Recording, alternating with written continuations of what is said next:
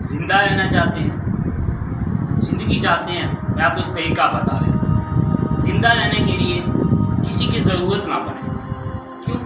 اس لیے کہ جب ضرورتیں پوری ہو جاتی ہیں، ضرورتیں جب پوری ہو جاتی ہیں تو بھائی انسان دوسروں کو چھوڑ دیتا ہے۔ ہمارے معاشرے میں وبا پھیلی ہے، بے وفائی۔ اس کی ریزن یہ ہے، اس کی وجہ یہ ہے کہ ہم لوگوں کی ضرورتیں بن جاتے ہیں۔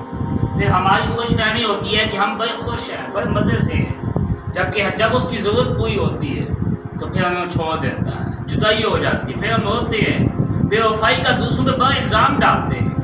ہمیں چاہیے کہ ہم کسی کی ضرورت نہ بنے، ہاں بننا ہے تو کسی کی کمی بنے، چاہے کوئی مرضی آ جائے، پر کمی پوری نہیں ہوتی۔ میں ایک شعر کہتا رہتا ہوں کہ زندہ ہو تو ایسے کہ ہر شخص سے احترام کرے، مر جاؤ تو ایسے کہ دشمن بھی تمہیں سلام کرے۔ اس ویڈیو کو شیئر ضرور کیجئے، ہو سکتا ہے آپ کے ایک شیئر سے یہ بات کسی کے دل میں اتر جائے۔ جزاک اللہ۔